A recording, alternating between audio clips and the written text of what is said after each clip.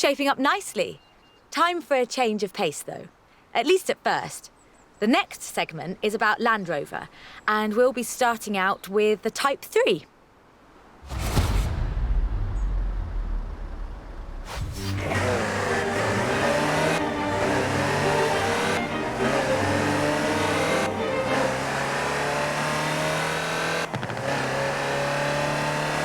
Land Rover, the British sports utility vehicle.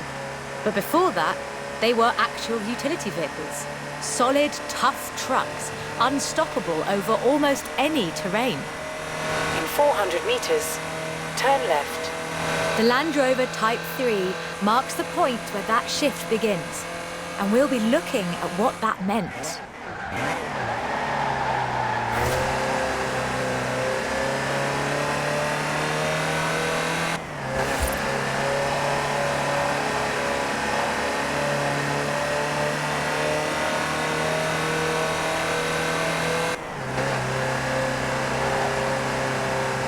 Land Rovers have taken on almost every task imaginable.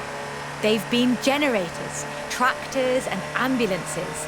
They've brought peace and carried medicines to disaster zones. They've even been buses. Over 500,000 Series 3s were built, and over 70% of those are still on the road today. They were extensively exported and built under license abroad.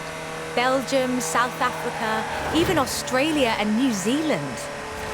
With a robust chassis and signature Land Rover engineering, the Type 3 also marked the first time that buyers could choose interior options, like seat box protectors and cubby boxes.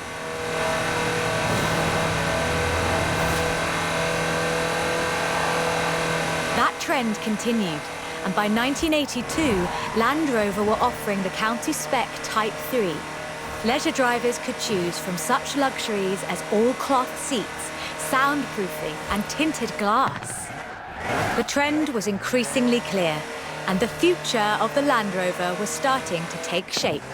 If you squinted, you could already see the shape of the first sports utility vehicle, the Range Rover. While the stock Type 3 would never be particularly fast uphill, there is almost no hill that it couldn't climb, or down for that matter, if you've put a proper winch on it.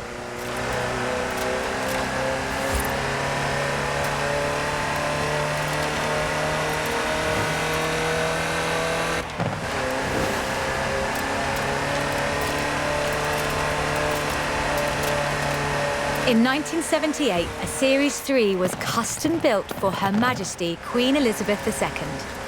It only had 1,892 miles on the clock when it was auctioned into private hands. And it was in perfect condition. It would be.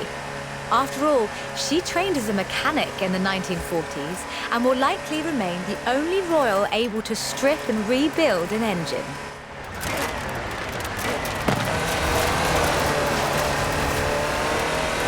In 200 meters, you will arrive at your destination.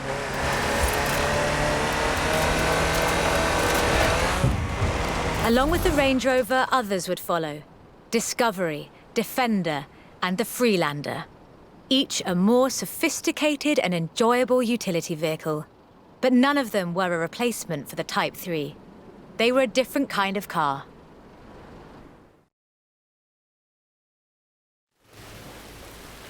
The Type 3 was arguably the first sports utility vehicle, an evolution of the design that would lead ultimately to this. The Bowler Nemesis, an off-road racing vehicle that turned into a production SUV, the Nemesis EXR. It sports a turbocharged 5-litre Land Rover Jaguar engine, crammed into a carbon fibre chassis with integral roll cage. It even has the grille, headlights and rear lights from a Range Rover.